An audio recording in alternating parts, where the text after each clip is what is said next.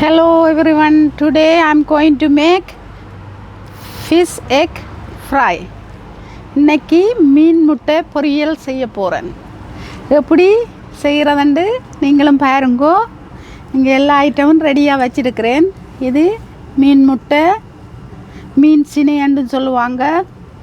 அதுக்கு உப்பு, மஞ்சள் தூள், கருவேப்பிலை போட்டு வச்சுருக்கிறேன். இங்கே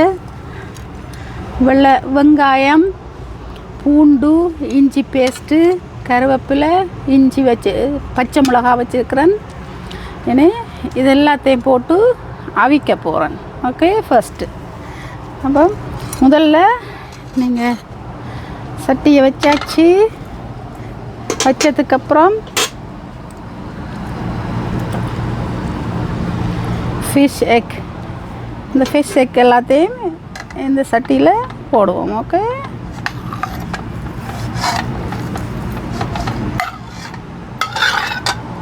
அதோட நான் மஞ்சள் தூள், உப்பு, கறி லீஃப் போட்டு வச்சுருக்கிறேன். ஓகே,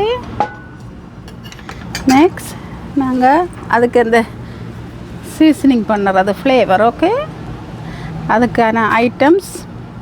ஓகே, ஃபிஷ் எக்குக்கு ஃப்ரை பண்ணுறதுக்கு முதல்ல பாயில் பண்ண வேணும். அதுக்கு onions, green chilli, garlic paste, இஞ்சி பேஸ்ட் எல்லாத்தையும் ஆட் பண்ணுவோம் இதில். ஓகே,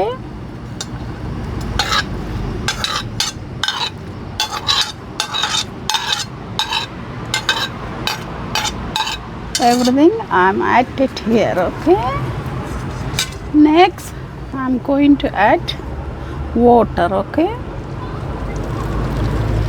கொஞ்சம் கேட்டில் பாயில் பண்ணி வச்சுருக்கிறேன், அந்த வாட்டரை தான் போடுறேன். ஓகே, வாட்டர்லாம் போட்டு இப்படி நீங்கள் மிக்ஸ் பண்ணிவிட்டு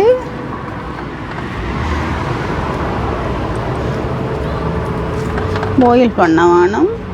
மீன் முட்டை இப்போ நான் எடுத்து வச்சுருந்த எல்லா ஐட்டத்தை போட்டு அவியல் செய்ய வேணும். ஃபஸ்ட்டு ஒரு 5 minutes 5 நிமிடங்கள் அவிஞ்சா போதும். ஓகே, ஓகே, கேஸ் வந்து இப்போ நல்ல ஓனில் இருக்குது. Okay, 5 minutes need to boil for fish egg. Wait for 5 minutes. Okay, okay, நாங்கள் 5 minutes அவிய விட்டு நாங்கள் ஃபிஷ் எக் எல்லாத்தையும் மீன் முட்டையை எப்படி அவிஞ்சிருக்காண்டு பார்ப்போம். ஓகே, எல்லாம் நல்லா அவிஞ்சு அதிகமாக அவிய தேவையில்லை. ஏனெண்டா நாங்கள் திருப்பி அதை பொரிக்கத்தானே போகிறோம். அப்போ இனி அவிஞ்ச உடனே நாங்கள் அந்த மீன் முட்டியை மாத்திரம் எடுத்து சீசனிங் பண்ணுவோம். ஓகே, எல்லாம் அவிஞ்சிருக்குது, எல்லாம் அவிஞ்சு வந்துட்டுது மீன் முட்டி எல்லாம். Okay, fish egg boil 5 minutes boil பண்ணியிருக்கிறேன். இனி கேஸை ஆஃப் பண்ணிவிட்டு இது நாங்கள் வந்து இனி ஒவ்வொரு பீஸாக எடுத்து போலுக்கு மாற்ற வேணும். ஓகே, சிலவில் உங்களுக்கு அது கொஞ்சம் பிரேக் பண்ண பார்க்கும். பீஸ் வெறிய சாஃப்ட் தானே, சாஃப்ட் எங்கே வந்து கொஞ்சம் பிரேக் பண்ண தான் பார்க்கும். இங்கே அது கேட்டு தான் நான் ஃபுல்லாக போட்டு கட் பண்ணாமல் அப்படியே போட்டு தான் அவிச்சேன் நான். நீங்கள் அதை ஹாஃபாக மடுக்கலாம். ஸோ ஹாஃபாக அப்படி இந்த சைஸுக்கு எடுத்துட்டு இப்படி ஓலைக்காவும் போட்டு பொரிக்கலாம், ஹாஃபாகவும் பொரிக்கலாம். ஓகே, கொஞ்சம் அந்த சைட்டுகளெல்லாம் கொஞ்சம் பிரேக் பண்ண தான் பார்க்கும். அது ஃபிஷ் எக்கு தானே வெரி சாஃப்ட்டு. அது சைட்டில் உள்ளதெல்லாம் கொஞ்சம் பீஸாக அவிஞ்சு வரும். இதே நீங்கள் இப்படியே அவியலாக சாப்பிடலாம். ஃபிஷ் பாயில் பண்ணினேக்கையும் இப்படியே சாப்பிடலாம். இது வந்து நான் இன்றைக்கி பாயில் பண்ணி இதை அவியலாக சாப்பிடுவோம். அதை நாங்கள் சீசனிங் பண்ணுவோம். ஓகே, ஓகே, இப்போ ஃபிஷ் எக் எல்லாத்தையும் இந்த பவுலில் எடுத்துட்டேன். ஓகே, மீன் முட்டையெல்லாம் இந்த பவுலுக்கு எடுத்துட்டேன். கொஞ்சம் சூடாக தான் இருக்குது, கொஞ்சம் நீங்கள் வெயிட் பண்ணலாம். சுடுதண்டா கொஞ்சம் வெயிட் பண்ணிவிட்டு அதுக்கு தேவையான ஸ்பைசஸ், சில்லி பவுடர், தனியா பவுடர், சீரக powder. Okay, hot chilli powder, ஜீரா பவுடர், தனியா powder, okay, cumin powder, coriander powder, chilli powder, okay, மிளகாத்தூள், கொத்தமல்லி பவுடர், சின்ன சீரக பவுடர். இது மூணையும் இதுக்குள்ளே ஆட் பண்ணுவோம். ஓகே,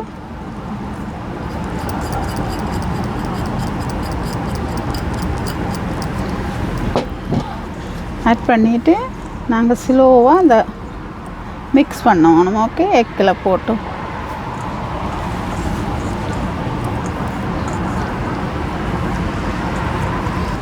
ஓகே, எல்லாம் சீசனிங் பண்ணி வச்சிட்டேன்.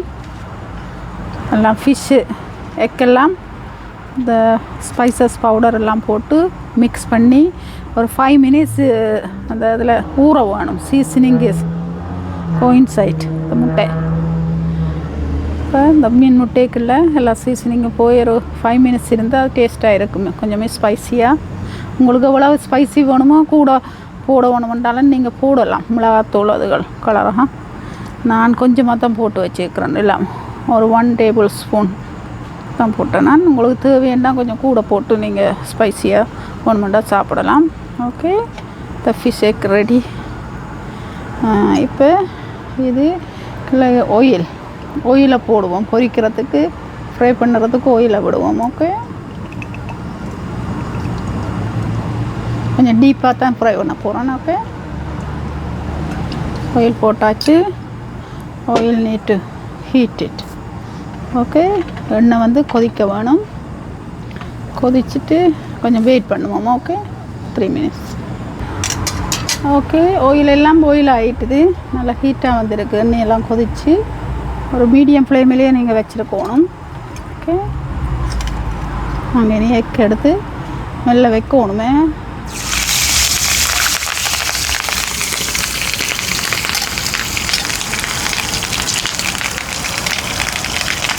ஃபிஷ் வந்து எப்பயும் வெடிக்கும். இந்த முட்டை வந்து வெடிக்கும். அதால் தான் நாங்கள் அவிச்சிட்டு போட்டு நாங்கள். ஓகே, ஃபிஷ் எக்க நீங்கள் எல்லாத்தையும் ஒன்றா போடக்கூடாது. எண்ணெய் பாயில் பண்ணி வரைக்குள்ள கொஞ்சம் கொஞ்சமாக தான் போடணும். இல்லாட்டி வெடிக்கும். அது அந்த உள்ளுக்கும் எக் தானே ஸ்மாலாக இருக்கும். அதை வெடிச்சிடும். கொஞ்சமாக போட்டு நீங்கள் பொரித்து ஒன்றா எடுக்க வேணும். இப்போ நான் ஒன்று போட்டதுக்கப்புறம் அடுத்தது போட்டுட்டேன். எனக்கு கொஞ்சம் பொரிஞ்சு வரட்டுக்கும். Egg fry, fish egg fry கொஞ்சம் வெயிட் பண்ண வேணும். லோ ஹீட்டில் வச்சு நீங்கள் போடணும். இல்லாட்டி அந்த உங்களுக்கு கேட்கும் நினைக்கிறேன். இந்த சவுண்டு வெடிச்சிடும். கொஞ்சம் பொரிய இப்படி ஒன்றா போட்டு நாங்கள் ஒன்றையும் பொரிப்போம். ஓகே, ஓகே, எல்லாம் பொரியுது. கொஞ்சம் மீடியம் இதில் தான் பொரிக்கணும். இல்லாட்டி நான் எல்லாத்தையும் போட்டுனுட்டா வெடிக்கும். கொஞ்சம் கொஞ்சமாக தான் போட்டு பொரிக்கிறேன். நீங்களும் இப்படி பொரியுங்க. இல்லாட்டி அது கொஞ்சம் உங்களுக்கு அந்த ஃபிஷ் வந்து வெடிக்க பார்க்கும். ஓகே, ஓகே, ஃபிஷ் ஃப்ரை எல்லாம் ரெடி ஆகிட்டுது. Fish egg fry, fish egg fry, மீன் முட்டை பொரியல். மீனில் உள்ள என்ன மீன் சினை முட்டை பொரியல். மீன் சினை என்று தான் சொல்லுவாங்க சில பேர் மீன் முட்டை என்று சொல்லுவாங்க. இதை நாங்கள் மீன் முட்டை என்று சொல்லுவோம். மீன் முட்டை பொரியல். பிள்ளைகள் எல்லாம் ஃபிஷ் எக் பொரியல்னு சொல்லுவாங்க. எல்லாம் பொரியல் ரெடி ஆகிட்டு இனி இந்த லெமனை அந்த டாப்பில் விட்டுட்டு நீங்கள் சாப்பிடலாம். ரைஸோடு சாப்பிடலாம். அப்படியே சும்மா அப்படைசராகவும் சாப்பிடலாம். எப்படி இருக்குதுன்னு டேஸ்ட் பண்ணி பார்க்க போகிறேன். சாப்பிட்டு பார்ப்போம் அப்படின்ட்டு.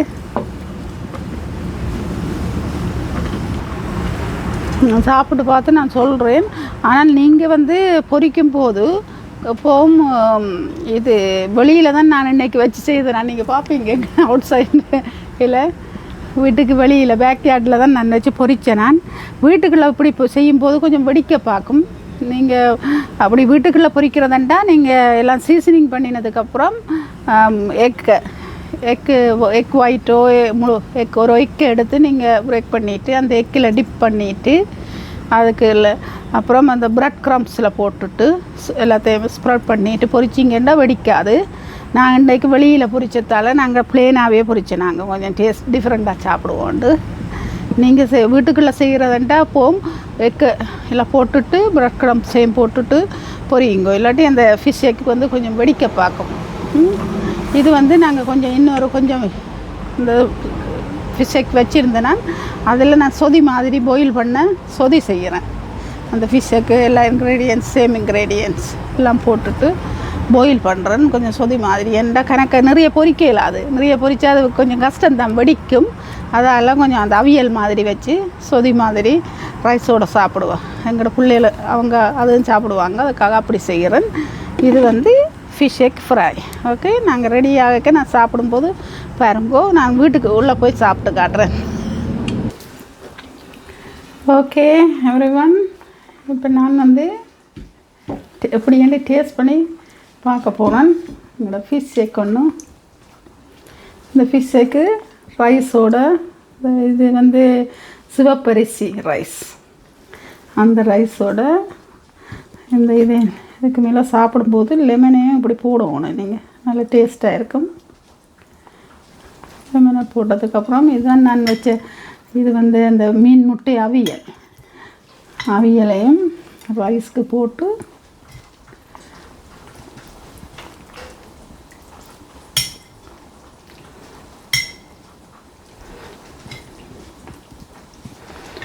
அதையும் போட்டு நான் இப்போ எப்படி பூட்டிருக்கேன்னு டேஸ்ட் பண்ணி பார்க்க போகிறேன். இது இந்த பமக்ராம்பு ஜூஸ். குட். ஓகே, இப்போ ரைஸையும் இதையும் சாப்பிட பார்ப்போம், அவியலையும் முதல்ல. ஓகே, எப்படி என்ன கொஞ்சம் சூடாக இருக்குது.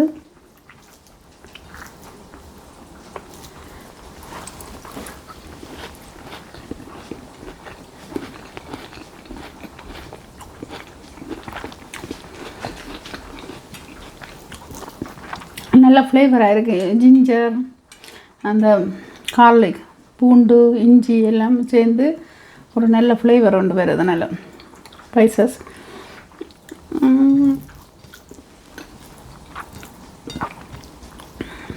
இஞ்சி, பூண்டு அதெல்லாம் இந்த சாப்பிட்றது நல்ல. இந்த மீன் முட்டை வந்து சில பேருக்கு வாய் வண்டு சொல்லுவாங்க, அப்போ அதெல்லாம் போட்டு சாப்பிட்டா தான் ஹெல்த்துக்கு நல்லா.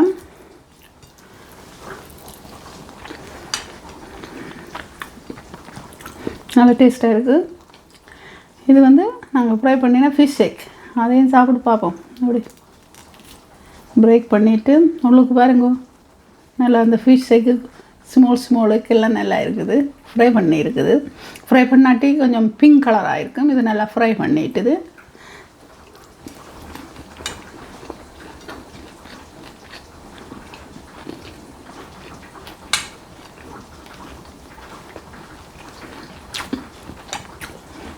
நாங்கள் எல்லாம் அந்த சீசனிங் எல்லாம் போட்டு தானே அவிச்சிட்டு தானே பொரிச்சோனாங்க. நிறைய டேஸ்ட்டாக இருக்குது. மற்றது உங்களுக்கு இந்த ஸ்பைசி வந்து கொஞ்சம் கூட தேவையண்டா நீங்கள் சில்லி பவுடர் கொஞ்சம் கூட ஆட் பண்ணலாம். இது ஸ்பைசி வந்து கொஞ்சம் மைல்டாக தான் இருக்குது. எங்களோட ஹஸ்பண்டுக்கு கொஞ்சம் ஸ்பைசி சாப்பிடுவார், நாங்கள் பிள்ளைகளும் சாப்பிடுவோணுன்றதுக்காக கொஞ்சம் மைல்டாக தான் போட்டேன் நான். ஸோ ஓகே, இனி நான் என் சாப்பாட்டை சாப்பிட்டு முடிக்க போகிறேன்.